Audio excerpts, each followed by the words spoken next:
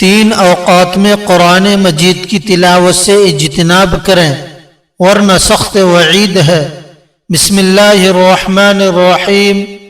قرآن مجید اللہ تبارک و تعالی کی طرف سے انسانیت کے لیے ایک عظیم ترین عطیہ ہے۔ یہ ہدایت کا سرچشمہ، رحمت کا خزانہ، مغفرت کا وسیلہ اور قرب الہی کا ذریعہ ہے۔ اس میں زندگی کے ہر پہلو کے لیے روشنی، ہر مسئلے کا حل اور ہر درد کا مداوا موجود ہے۔ یہ کتاب انسان کو گمراہی کے اندھیروں سے نکال کر ہدایت کے نور تک پہنچاتی ہے اور دلوں کو سکون و اطمینان عطا کرتی ہے۔ اللہ تبارک و تعالی نے اس عظیم الشان کتاب کو تمام نبیوں کے سردار خاتم النبیین حضرت محمد مصطفیٰ صلی اللہ علیہ وسلم پر نازل فرمایا اور اس سے وابستہ ہونے والوں کو فضیلت اور عزت عطا فرمائی۔ قرآن کو تھامنے والی امت کو بہترین امت قرار دیا گیا اور اس کی تلاوت کرنے والوں کو افضل انسانوں میں شامل فرمایا گیا۔ یہ اللہ تبارک و تعالی کی امت مسلمہ سے بے پناہ محبت کا واضح ثبوت ہے۔ مسلمانوں پر لازم ہے کہ وہ اس کتاب کی قدر و منزلت کو پہچانیں اور اپنی زندگی کو اس کے مطابق ڈھالیں۔ جب انسان اپنا دل، عمل اور فکر قرآن کے تابع کر دیتا ہے تو اس پر رحمتوں، برکتوں اور ہدایت کے دروازے کھل جاتے ہیں۔ قرآن مجید محبوب حقیقی کا کلام ہے۔ جیسے محبوب کی باتوں کو توجہ، شوق اور ادب سے سنا جاتا ہے، ویسے ہی قرآن کی تلاوت بھی انتہائی احترام اور دھیان کے ساتھ ہونی چاہیے۔ یہ صرف ایک کتاب نہیں بلکہ رب العالمین، بادشاہوں کے بادشاہ اور کامل حاکم کا فرمان ہے، جس کی عظمت کا کوئی مقابلہ نہیں۔ یہ کتاب نور ہے، شفا ہے اور نجات کا راستہ ہے۔ اس کے ذریعے روحانی اور جسمانی بیماریوں کا علاج ممکن ہے۔ جنہوں نے اس سے منہ موڑا وہ بھٹک گئے اور جنہوں نے اسے مضبوطی سے تھام لیا وہ کامیاب ہو گئے۔ اس کے مطابق زندگی گزارنے والوں کو دنیا و آخرت کی بھلائیاں نصیب ہوئیں۔ قرآن ایک محفوظ کتاب ہے اور اس کی حفاظت کے اسباب میں کثرت تلاوت بھی شامل ہے۔ محترم ناظرین، چونکہ یہ عام کتابوں جیسی نہیں، اس کے لیے اس کی تلاوت کے کچھ ظاہری اور باطنی آداب ہیں جن کا خیال رکھنا ضروری ہے۔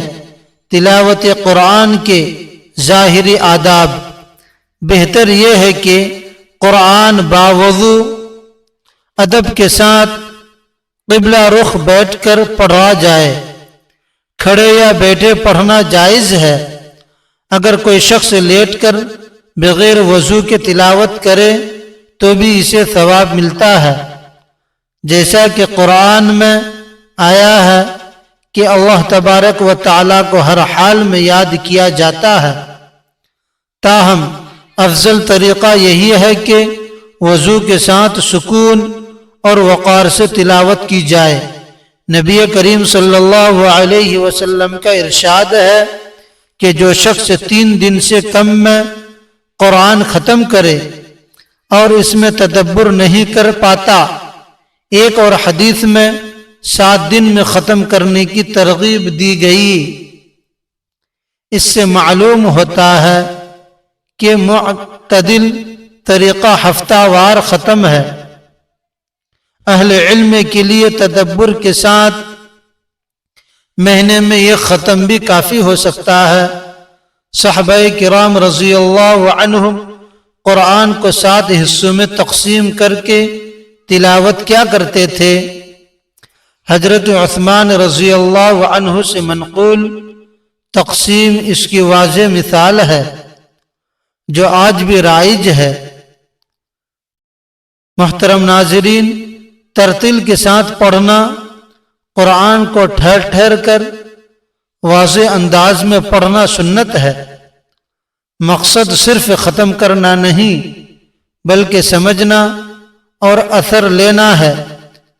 آہستہ اور خوبصورت انداز میں پڑھی گئی تلاوت دل پر زیادہ اثر ڈالتی ہے۔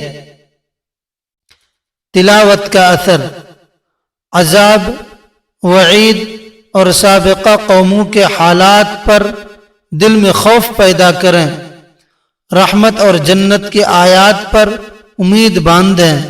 اگر آنسو نہ آئیں تو کم از کم دل میں نرمی اور خشیت پیدا کریں۔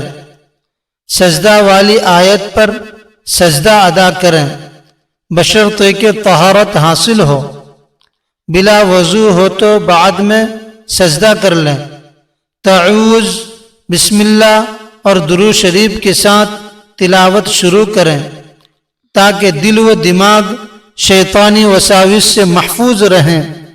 اتنی آواز ضروری ہے کہ خود سن سکیں۔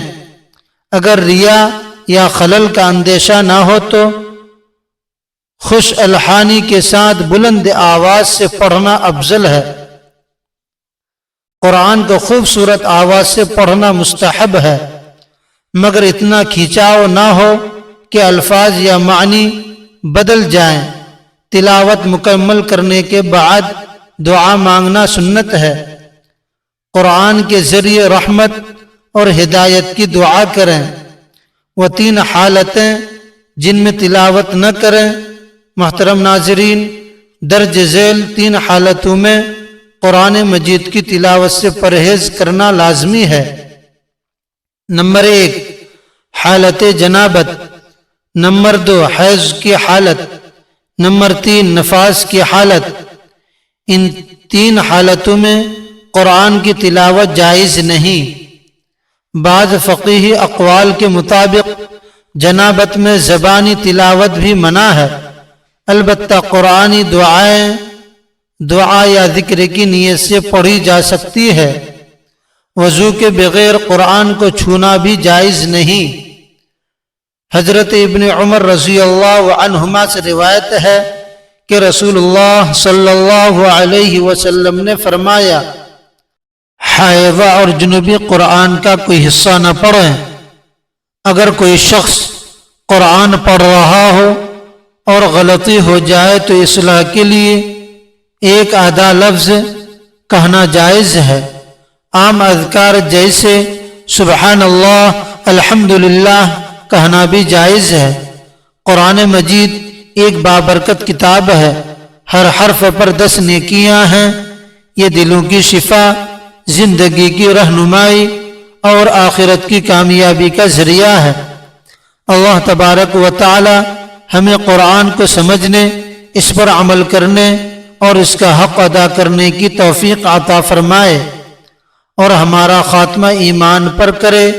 آمین یا رب العالمین۔